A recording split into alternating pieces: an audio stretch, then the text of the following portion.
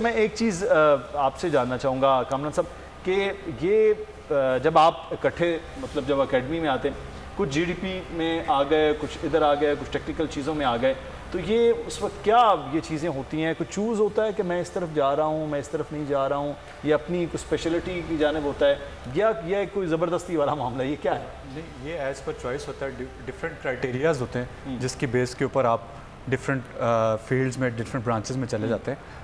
तो जो different branches में जाते भी हैं, दे डू रिकग्नाइज कि उनकी कितनी इंपॉर्टेंस है, because being in the operational team, तो it is one and the same thing that you are fighting for the cause which is a bigger cause.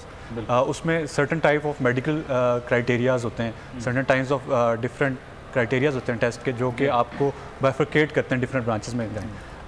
Where as obviously the complexity of war, aerial warfare has increase many fold, ठीक है, जिसमें बहुत सारे support elements आएंगे। जिस तरह हम लोग फोर्स मल्टीप्लायर हैं किसी भी वॉर के अंदर, कि अगर 1+1 इज़ इक्वल टू हम 11 करते हैं, किसी वॉर में अगर हम हों तो उसके रिजल्ट ये नहीं होंगे, ये होंगे। तो ये as operational team we all recognise the importance of each other. वो तो उस पर तो है ही नहीं, कोई दो राय नहीं है। अच्छा, लेकिन एक चीज़ मैं यहाँ पर आपसे जानना चाहूँगा, आपको अकेडमी में मतलब जाने का शौक़ कैसे हो? और कोई काम किया जा सकता था?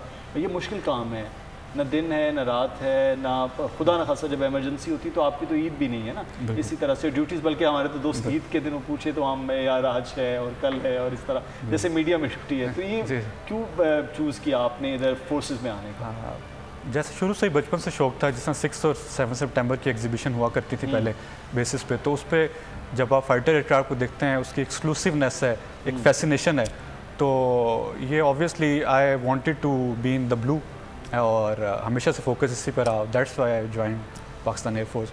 और अब भी बड़ा फ़ख्र महसूस करता हूँ मैं अपने आप को, और शुक्रमंद अल्लाह ताला का शुक्रगुजार भी हूँ कि इस प्रोफेशन का हिस्सा हैं, symbol of pride for the nation which is Pakistan air force. तो कैसा लगता है कि जब आपको बैसियत पाकिस्तानी फोर्सेस में शमूलियत हुई है, तो जज्बा होता है कि इंसान का मुल्क की खिदमत करना और मुल्क के लिए जान देना, कैसा ये एक जज्बा है जो आने वाले जो नौजवान हैं वो सोचते हैं? जब हम ये देखते हैं कि यहाँ कराची, लाहौर, इस्लामाबाद में मुख्तलिफ शहरों में लाइनें लगी होती हैं बच्चों की ISB के एग्ज़ाम्स देने के लिए, ये क्या जज्बा है और क्या गाइड करेंगे? ये जज्बा जो है ना पाकिस्तान के मेरे ख्याल में हर फर्द में है। That is why it is the one of the biggest volunteer service Pakistan arm forces में वॉलंटरली लोग इतना आना चाहते हैं, बिकॉज वरना बहुत से मुल्कों में तो ज़बरदस्ती से जाते हैं। तो इसलिए बड़ी ही आप मुल्क की खिदमत के जज्बे से सरशार होते हैं। ये एक लेगेसी है जो कि चलती आ रही है, हमारे शोहदा ने अपनी अपनी जानें दे दी, तो एक लेगेसी है कि to defend your motherland, this is one of the secret thing जो कि आप करना चाहते हैं। That is why people aspire to come in to arm forces, उसी जज्बे के साथ कि अगर हमारे शोहदा ने अपनी जान की कुर्बानी का दरेग नहीं किया इस मुल्क की सालमियत पे आँच ना आने के लिए, तो वाई नॉट वी। तो इट्स अ बिगर कॉज और बिगर जज्बा है, स्पिरिट है, जो कि मेरे ख्याल में हर पाकिस्तानी के दिल में। बिल्कुल, और यही जज्बा जो है, मैं इब्तिदा में कह रहा था, ये डिफ्रेंशिएट करता है। तो ये अगले आने वाले जो बहुत सारे दोस्त हैं हमारे, बहुत सारे जूनियर्स हैं, जिससे पूछा जाए वो आर्म फोर्सेस में जाना चाहता है, बहुत सारे लोग जो है वो जहाज़ आपकी तरह F-16 उड़ाना चाहते हैं, F-17 उड़ाना चाहते हैं, क्या कहेंगे, गाइड क्या करेंगे? क्या बुनियादी एक चीज़ है, एक तो जज्बा है, वतन से मोहब्बत है, ये तो करना ही करना उनके अंदर आएगा, तो फिर आगे क्या चीज़ें जो उनको फॉलो करना है? मेरे ख्याल से you don't have to follow the flow, you have to be the flow.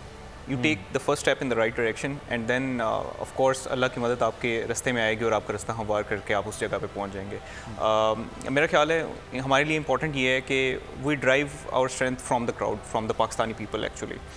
when we are sitting there inside the cockpit fearless to face any eventuality, हमें पीछे पता होता है कि हमारी कौम, हमारा मुल्क, हमारी मानें, हमारी बहनें सब हमारे साथ हैं, हमारे साथ खड़े हैं। तो उस वक़्त फिर उस कॉकपिट में जो डर और खौफ है वो ख़त्म हो जाता है, वो बहादुरी और जज्बा ईमान और इसमें कन्वर्ट हो जाता है। तो मैं बस ये कहना चाहूँगा कि इसी तरह सपोर्ट करते रहें, हमारे साथ रहें, और इंशाल्लाह हम मुल्क कौम को हमेशा इसी तरह will protect every inch of the Motherland. तो कौम तो आपके साथ है जी, हमेशा से साथ है, पिछले 74 साल से आपके साथ है, और बल्कि हमेशा कौम की सपोर्ट होती है और आपकी ताकत वो बन जाती है। अच्छा, मैं चाहूँगा कोई ऐसा वाक़या जो ज़बरदस्त आपको याद होगा, आप F-16 उड़ा रहे हैं, तो कैसा मज़ेदार कोई चीज़ है जो आज तक याद रहती है कि अपने दोस्तों से शेयर करते हैं, अपनी टीम्स में शेयर करते हैं आप, वैसी चीज़? जब ये ऑपरेशन स्विफ्ट टॉर्ट था तो हम डिफरेंट फ़्लाइट्स वगैरह करते थे अपने मुल्क कौम की हिफाजत के लिए, कैप्स वगैरह देते थे अपने बाउंड्री में, ताकि कोई जहाज़ इस तरह का दुश्मन की तरफ से हमारी हिफाजती जो एरिया है उसके अंदर ना आ सके। तो उस दौरान ना दिन और रात की फ़्लाइंग चल रही होती थी, आपको कुछ खबर नहीं होती थी। तो एक इसी दिन ऐसी रात का ही एक था, हमारे इर्द गिर्द बादल थे but still we were doing our caps. In that moment I saw on the ground lightning of different villages and different roads where cars were passing by. मैं देख रहा था कि उस वक्त जहाज़ में खामोशी सी होती है, आप अकेले कॉकपिट में बैठे होते हैं इतनी 1000 फुट की बुलंदी पे।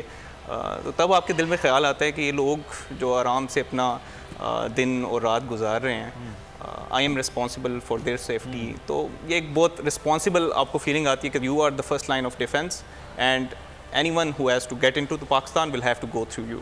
तो वो फिर जज्बा जब आपके अंदर आता है तो फिर आप दिन रात एक करने के लिए तैयार हैं अपने मुल्क को कौम के लिए। ये एक बड़ी खूबसूरत जो है वो जज्बा है, और यही आप फ़ज़ा में थे और आपको सपोर्टिव जो है वो पीछे विंग कमांडर पूरी टीम्स जहाँ भी वो लोग वो देख रहे थे। तो ये कंडीशन आपकी भी रही उन्हीं दिनों में, दिन रात बैठे हैं। मैं इसी बात को, मुझे कुछ अशार याद आ रहे हैं। जी जी। हम धूप में माने दे दीवार खड़े हैं, कुछ साया नशीनों से बहरहाल बड़े हैं, सो जाओ अजीज़ों के फसीलों पे हर एक सिम, हम लोग अभी जिंदा व बेदार खड़े हैं। सब्सक्राइब करें और बेल दबाएं ताकि कोई खबर रह न जाए।